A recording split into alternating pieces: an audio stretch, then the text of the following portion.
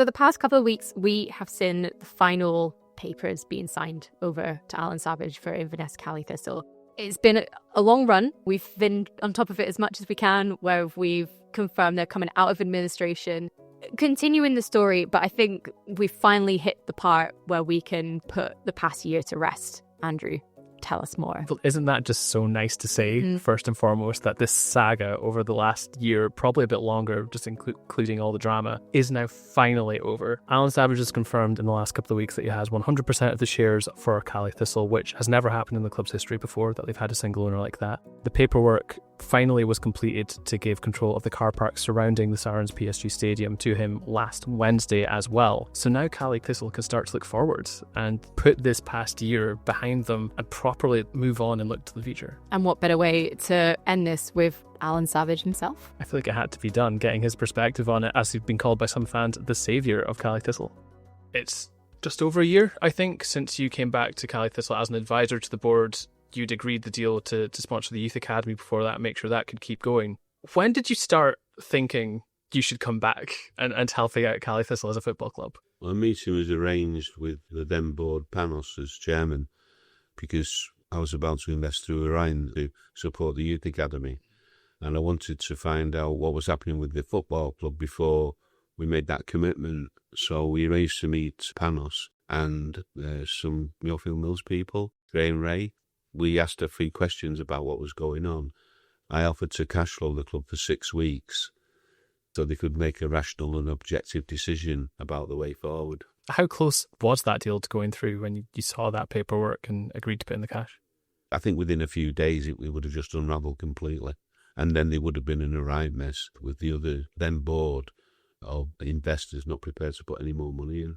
It had been 16 years at that point since you had resigned as chairman. Back then, 2008, you said it was work commitments. Orion was obviously growing, becoming hugely successful. You'd kind of kept a toe in football with sponsoring Clacknacuddin and little things here or there. Was it ever on your radar to come back and run a football club? When I used that excuse to get out of the football club, I was chairman in name only. Other people were pulling the strings. And people were having board meetings before the board meeting. And it's annoyed me. It's not the way that I operate. I tried to operate on a straight bat. It was frustrating that, although the club was successful those 2 years, we didn't lose any money. I got fed up of this manipulation from third parties. I think people know who the third party was. But that didn't sour your experience enough to say you didn't want anything to do with football at that point, clearly. Well, I think there's two questions there. One is football per se, and I like football. I'm a Manchester United supporter, as well as Inverness Cali Thistle. So I'd always like football. I think it's obvious you can get sucked into football and try to buy football teams and the management of the football club in terms of the commercial side of it. Try to run the football side, which is not a good idea. You need a strong manager to lead the team. You mentioned before you initially agreed to bankroll the club for 6 weeks. I think some of the initial press around you coming back to the club had figures between 3 and 6 months. What sort of point did you realise this had the potential to become a more permanent thing? Well, I wrote a report for the board as a consultant and told them what my view was of the way forward. They had that much debt that the only way that I saw it, after I'd consulted people who were familiar with it, a guy called Brian Jackson, quite well known in administration, had done it before for football clubs, and the opinion was it needed to go into administration, sort the financial side out, and then come through it with a clean balance sheet, if you like, and a commercial way forward. How disappointing, I guess, was it to go back into the club and see that when, as you say, the club had not been losing money, at least, while you were there before? I've said this before, that they bought the cup in 2015. They bought a very well-paid team, and that was unsustainable. So they won the cup, which was fantastic, and the legacy was that they had all these expensive players. So the club was on a path to, commercial failure in terms of losing money season on season on season, and that never really stopped. There was issues around the car parks, property developers wanting to control the car parks, not just recently, but from probably inception. The very, very valuable piece of land and lease. I went to a meeting with a property developer, the main one, and he estimated it was worth 40 million. So It's a lot of money. it's a lot of money, but it's actually a football club, and it's not a property development speculation business. So I think there was sort of, things contradicting within that. So did it surprise you how bad things had gotten in your time away from the club? I think you've got a problem, fundamental problem. So the last 5 years, we're always going to end up in a complete disaster commercially. The guy has got no idea about business and balance sheets and things like that. So it didn't surprise me. I only spoke to him a couple of times when he came looking for a ride to support the club when he first arrived. The meeting with him and John Robertson in my house. And for 45 minutes, he just talked about how clever he was and his experience at Spurs, and nothing about, can you give me some money, which should have been his objective. So it was all about him and not about the football club. So he was always going to end up as a commercial disaster on the back of 2015 when you got this expensive squad that, they bought the cup, and nothing wrong with that if you can sustain it. But I think you need a better commercial basis to sustain that football club than the one that they tried. That's what led to the club having to go into administration to clear the debts, get a bit of a new start. That in itself was a long process. I think, what did it end up being, 7 or 8 months the club was in administration?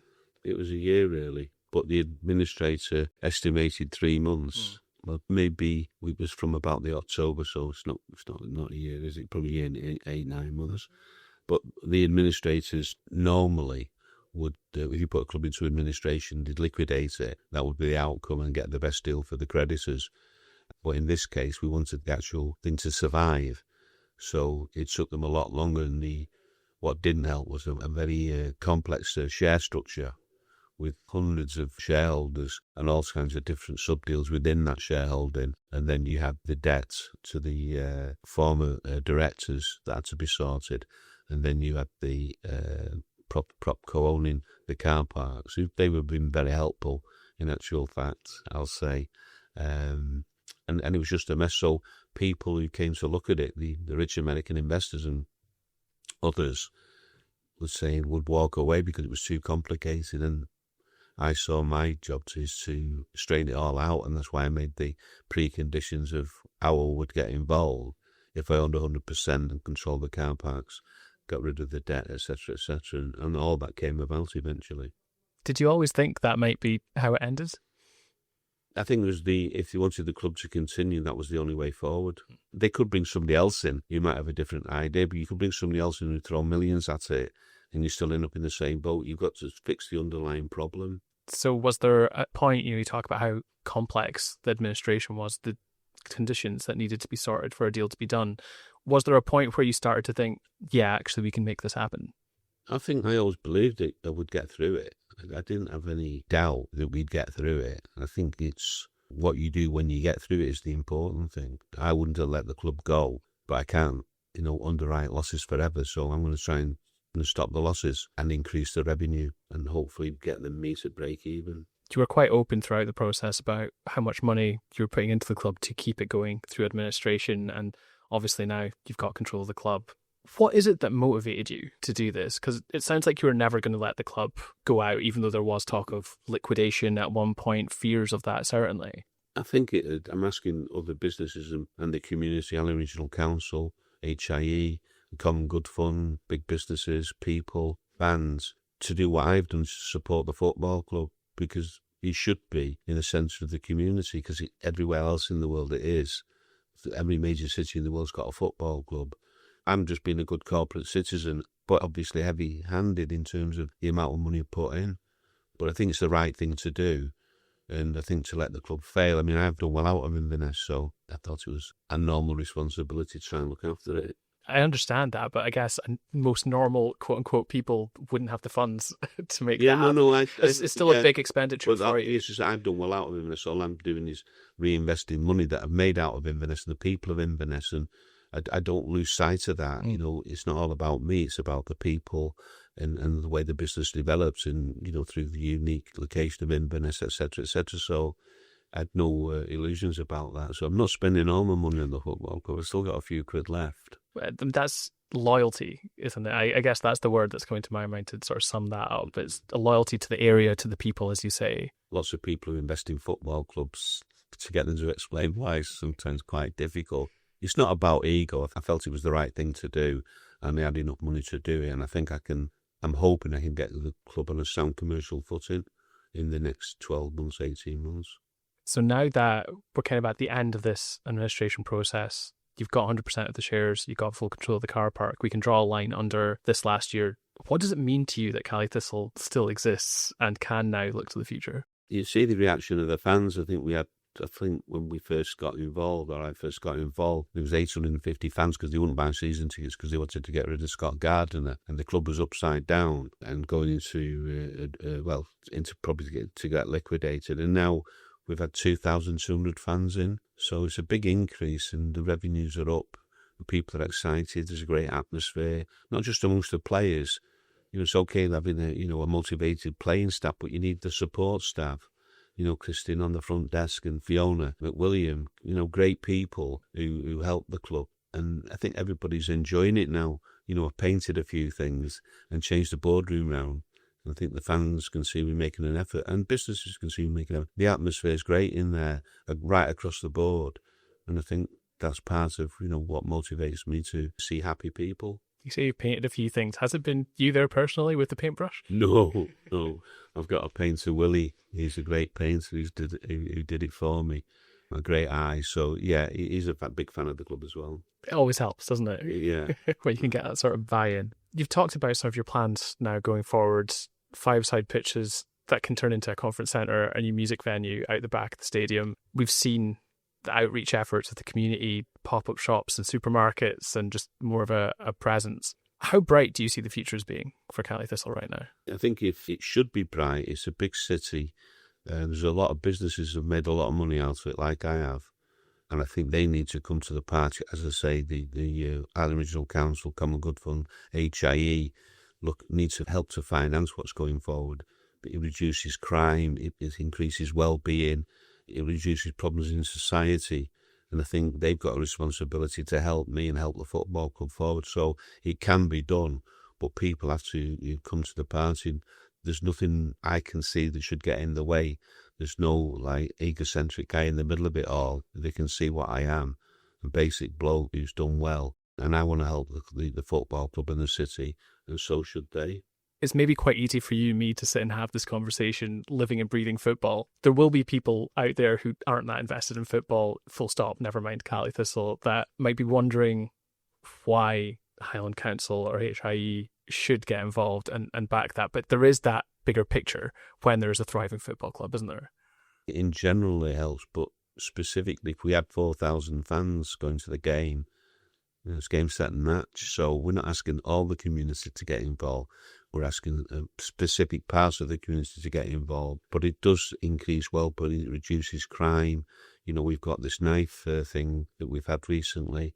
I think the football club can make people aware and more aware of how they should behave, especially the kids and stuff like that. So we will get involved with the schools and take it down to that level to try and build the fan base up. So I think the community should help the football club, even though they might not be interested in football. As the steward of this football club now, do you feel a bit of a responsibility for that? Well, of course, you've got to take it seriously, and all I can do is to give it my best shot and know I'm responsible. But if my best shot's not good enough, it's not good enough, is it? I mean, I can't. It's just a fact. But I've been successful in other areas commercially, so if I give it my best shot, I think it's got a good chance. And maybe bringing it back round to on the pitch, what would it mean to you to see Cali Thistle move back up the pyramid? The squad that they've got now can play in the championship, and I think they could all, mid-table championship at least. And if they all stay together and work as a team, I think they could even go better than that. But the first thing to do is win the next game, I guess. Don't get too ahead of ourselves. It's been a great start to the season. I mean, could it have gone any better as far as you're concerned, on or off the pitch? We're playing Kelsey first game.